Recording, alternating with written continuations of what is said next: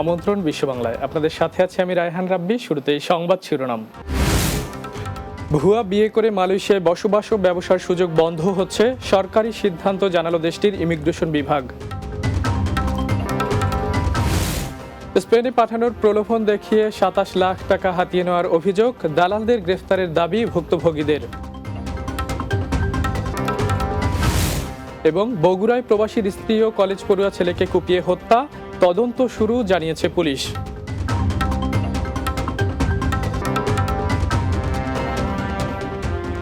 শুনছিলেন শিরোনাম, এবারে বিস্তারিত। মালয়েশিয়ায় ভুয়া বিয়ে করে বসবাস ও ব্যবসার সুবিধা নিতে এলে বিদেশিদের গ্রেফতার করা হবে। বিচার শেষে সাজা ভোগ করে তাদের কালো তালিকাভুক্ত করে নিজ দেশে ফেরত পাঠানো হবে। মঙ্গলবার এক সাক্ষাৎকারে এ তথ্য জানিয়েছেন দেশটির ইমিগ্রেশন বিভাগের মহাপরিচালক দাতুক জাকারিয়া শাবান। তিনি বলেন, পরিবার গঠন ছাড়া কেবল পাস, ব্যবসা ও অবৈধ সুবিধা নিতে বিয়ের মর্যাদা ব্যবহার করা গুরুতর অপরাধ। এ ধরনের অভিযোগ প্রমাণিত হলে কঠোর ব্যবস্থা নেওয়া হবে। এ সময় মহাপরিচালক জানান, এ বিষয়ে সন্দেহ হলে বিদেশি দম্পতিদের বাড়ি ও কর্মস্থলে পরিদর্শন করা হচ্ছে এবং নথি যাচাই ও সাক্ষাৎকার নেওয়া হচ্ছে। কারণ দীর্ঘমেয়াদী সামাজিক পাস পেলেও এখানে বিদেশিদের কাজ করতে হলে অবশ্যই বৈধ অনুমতি থাকতে হবে। আগামী জাতীয় নির্বাচনে প্রবাসীদের ভোটদানের বিষয়ে মালয়েশিয়ায় বাংলাদেশিদের মতবিনিময় সভা অনুষ্ঠিত হয়েছে। দেশটির পেনাং, কেদাহ, পেরাক ও পার্শ্ববর্তী এলাকায় প্রবাসীদের নিয়ে সোমবার কেদাহ এর কুলিমে এ আয়োজন করা হয়। এতে প্রধান অতিথি ছিলেন নির্বাচন কমিশনার মোহাম্মদ আনোয়ারুল ইসলাম সরকার। সভায় প্রবাসীদের মধ্যে জাতীয় পরিচয়পত্র, স্মার্ট কার্ড বিতরণ করা হয়। এ সময় আনোয়ারুল ইসলাম সরকার বলেন, আসন্ন জাতীয় নির্বাচন সুষ্ঠুভাবে সম্পন্ন করার জন্য নির্বাচন কমিশন বদ্ধপরিকর। প্রবাসীরা যাতে ভোটাধিকার প্রয়োগ করতে পারে সেজন্য কমিশন নিরলসভাবে কাজ করছে। ফেব্রুয়ারির প্রথমার্ধে নির্বাচন করার জন্য ইতোমধ্যেই কর্মপরিকল্পনা গ্রহণ করা হয়েছে। এ সময় প্রবাসী ভোটারদের জন্য তথ্য প্রযুক্তি সহায়ক পোস্টাল ভোটিং প্রক্রিয়া চালু করার পরিকল্পনা সম্পর্কেও জানান তিনি। ব্রাহ্মণবাড়িয়ায় তারেক আহমেদ নামে এক যুবককে স্পেনে পাঠানোর প্রলোভন দেখিয়ে ২৭ লাখ টাকা হাতিয়ে নেওয়ার অভিযোগ উঠেছে। অভিযোগ রয়েছে, আদম ব্যবসায়ী বিল্লাল হোসেন ওই যুবককে পরে সৌদি আরবে নিয়ে মরুভূমিতে ফেলে রেখেছেন। ভুক্তভোগী তারেক আহমেদ কসবা উপজেলার বিলঘর গ্রামের জামাল মিয়ার ছেলে। তারেকের পরিবার অভিযোগ করেছেন, বিল্লাল হোসেনের স্বজনরা মিথ্যা মামলা দিয়ে তাদের পরিবারকে হয়রানি করেছেন। মিথ্যা মামলা থেকে রেহাই এবং সন্তানকে ফিরিয়ে আনার দাবিতে মঙ্গলবার সংবাদ সম্মেলন করেন জামাল মিয়া। এ সময় সব মিথ্যা মামলা প্রত্যাহার, হাতিয়ে নেওয়া ২৭ লাখ টাকা ফেরত এবং দালাল বিল্লাল হোসেনের দৃষ্টান্তমূলক বিচারের দাবি জানানো হয়। বগুড়ার শিবগঞ্জে এক প্রবাসীর স্ত্রী ও ছেলেকে কুপিয়ে হত্যা করেছে দুর্বৃত্তরা। সোমবার রাতে উপজেলার সাদুল্লাপুর বটতলা গ্রামে এ ঘটনা ঘটে। নিহত রানী বেগম ও ইমরান হোসেন কুয়েত প্রবাসী আলীর স্ত্রী সন্তান। ইমরান হোসেন বগুড়ার ফকিরউদ্দিন স্কুল অ্যান্ড কলেজের HSC প্রথম বর্ষের ছাত্র। পুলিশ জানায়, মঙ্গলবার সকালে জানালা দিয়ে তাদের রক্তাক্ত দেহ দেখে পুলিশকে খবর দেয় প্রতিবেশীরা। পরে পুলিশ এসে তাদের মরদেহ উদ্ধার করে। এরপর PBI ক্রাইম সিন টিম ঘটনাস্থল পরিদর্শন করে। এদিকে স্বজনদের দাবি, দুর্বৃত্তরা বাড়ি থেকে একটি মোটরসাইকেল, নগদ অর্থ ও প্রায় ৩ ভরি স্বর্ণালংকার লুট করে নিয়ে গেছে। অন্যদিকে হত্যাকাণ্ডের সব দিক বিবেচনা নিয়ে তদন্ত চলছে বলে জানিয়েছে পুলিশ। বিরাজ করতেছি, আমার বাপ সিরে করছে আনি বলে মরছে দৌড়ে আসে দেখি যে কি হচ্ছে, ডাকাতেরা রাত্রে আসে এক জব করছে, ওকে জব করছে করে মোটর সাইকেল নিয়ে টাকা পয়সা জিনিস দিয়ে চলে গেছে। হ্যাঁ, সকালে উঠে এই আশেপাশে বাড়ি ডাকি চেক পোস্ট করছে, দেখে যে গেটও ধরো তালা রক্ত ভরে আছে।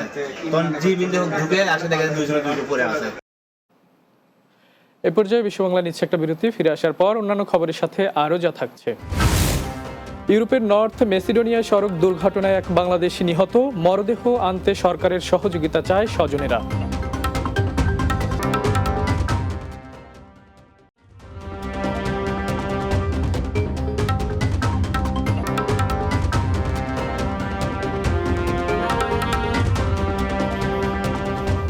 বিরতির পর বিশ্ব বাংলায় স্বাগত আরও একবার।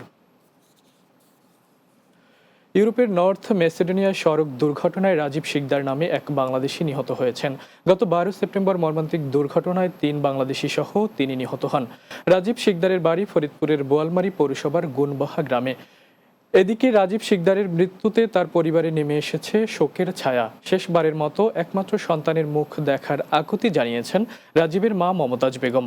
নিহতের স্বজনেরা জানিয়েছেন রাজীব মাত্র ৩ মাস আগে নর্থ মেসিডোনিয়ায় কাজের জন্য যান। এখন তার মৃতদেহ দেশে আনতে প্রায় ২১ লাখ টাকা খরচ হবে, কিন্তু পরিবারের আর্থিক সক্ষমতা না থাকায় তারা সরকারের সাহায্য চেয়েছেন, যাতে সরকারি খরচে রাজীবের লাশ দেশে আনা হয়। নাই, কিছুই নাই, আমি অবদার জায়গায় থাই। আল্লাহ আমার বাবা গেছিল এই বাড়ি ঘর করার জন্য, আল্লাহ সেই দেশে আমার বাবারে নিয়ে গেছে, আমি তো সহ্য করতে পারিনি।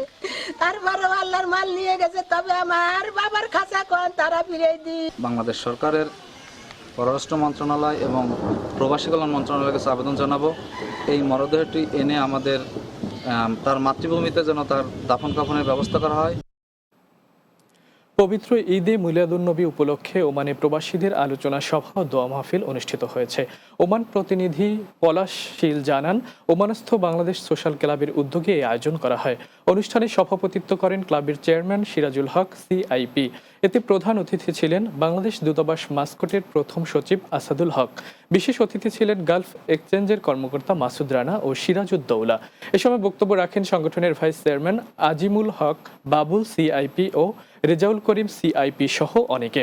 অনুষ্ঠানে উপস্থিত ছিলেন যুগ্ম সম্পাদক আনোয়ার হোসেন, হাফেজ নাজিমুদ্দিন চৌধুরী, যুগ্ম আহ্বায়ক মোহাম্মদ সিরাজুল হক, আবুল বশর সরকার, মহসিন আলী সরকার, শাহজাহান ভুইয়া, অজিত বরণশীল, তৌহিদুল আলম তৌহিদ, মাওলানা আশরাফ ও নুরুল আজিম মানিক সহ আরও অনেকে। পবিত্র ঈদে মিলাদুন্নবী উপলক্ষে সংযুক্ত আরব আমিরাতে প্রবাসী বাংলাদেশিদের ধর্মীয় মাহফিল অনুষ্ঠিত হয়েছে। আবু দাবি প্রতিনিধি M আব্দুল মান্নান জানান, আঞ্জুমানে খুদ্দামুল মুসলিমিন আবু দাবি শাখা ও মার্কাজে আহলে সুন্নাত পরিচালনা পরিষদের উদ্যোগে আবু দাবির একটি রেস্তোরাঁয় এই আয়োজন করা হয়। সংগঠনের সভাপতি আলহাজ মোহাম্মদ শাহজাহানের সভাপতিত্বে অনুষ্ঠান সঞ্চালনা করেন সাধারণ সম্পাদক মোহাম্মদ ইসমাইল হোসাইন ও নাসির উদ্দিন।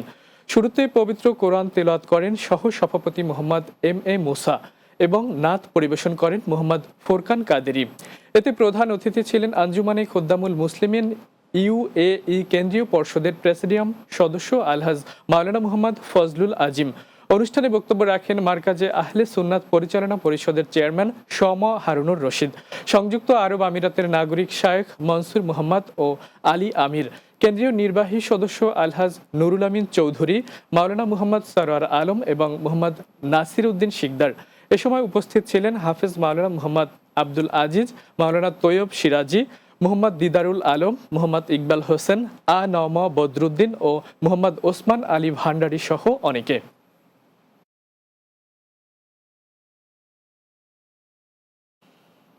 শেষ করব বিশ্ব বাংলা, যাওয়ার আগে শিরোনামগুলো জানিয়ে দেব আরও একবার। ভুয়া বিয়ে করে মালয়েশিয়ায় বসবাস ও ব্যবসার সুযোগ বন্ধ হচ্ছে, সরকারি সিদ্ধান্ত জানালো দেশটির ইমিগ্রেশন বিভাগ। স্পেনে পাঠানোর প্রলোভন দেখিয়ে ২৭ লাখ টাকা হাতিয়ে নেওয়ার অভিযোগ, দালালদের গ্রেফতারের দাবি ভুক্তভোগীদের। বগুড়ায় প্রবাসীর স্ত্রী ও কলেজ পড়ুয়া ছেলেকে কুপিয়ে হত্যা, তদন্ত শুরু জানিয়েছে পুলিশ।